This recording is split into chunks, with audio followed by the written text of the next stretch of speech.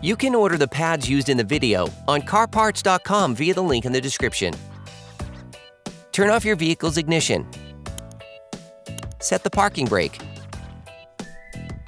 Pull the hood release handle and open the hood.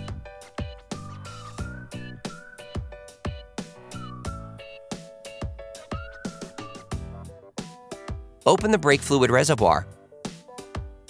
Loosen the wheel lug nuts on the rear wheels.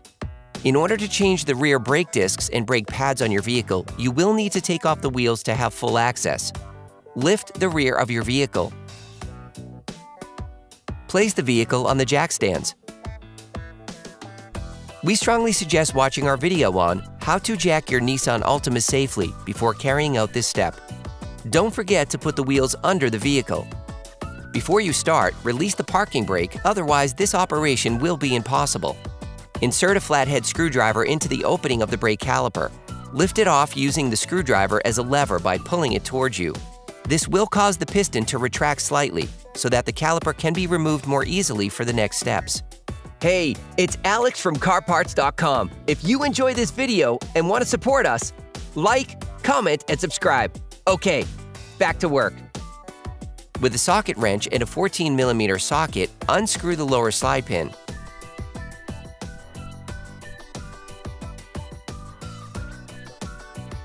Repeat this process with the upper slide pin.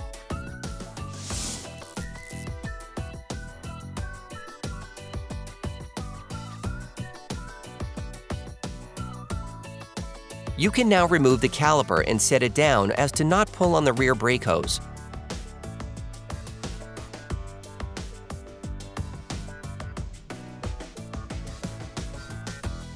Remove the brake pads. To do this, slide them away from the disc.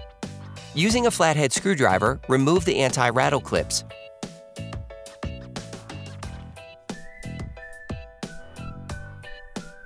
Brush the caliper mount around the pads to remove any extra rust that could prevent the pads from sliding.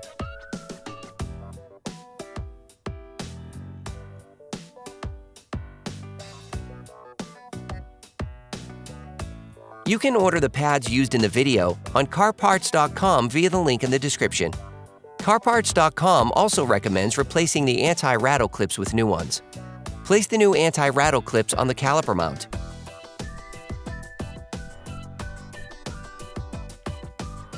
Grab the new pads and lightly coat the ends with copper grease to help them slide more easily.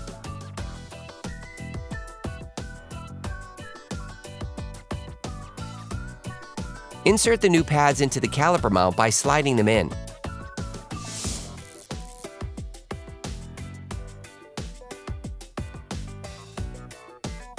Grab the caliper.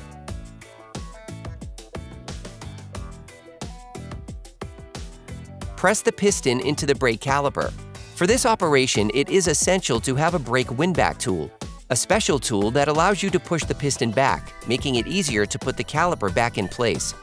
As the piston enters the brake caliper, brake fluid will flow back into the brake fluid reservoir.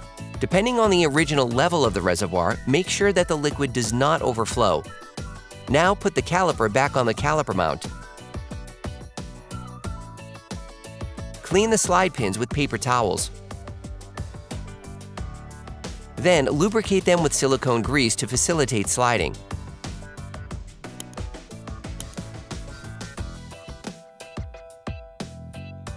Screw in the caliper slide pins by hand at first.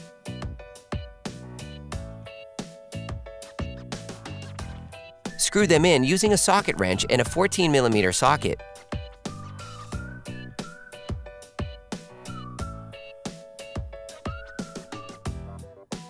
Finish tightening using a torque wrench.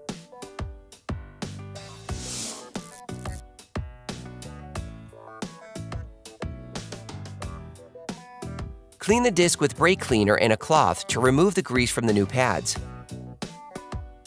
You can now repeat the same process on the other side. For great content, our best price, and fast shipping, download the CarParts.com app now. Then you will be able to put the wheels back on your vehicle. Put the car back on the ground and block the wheels properly.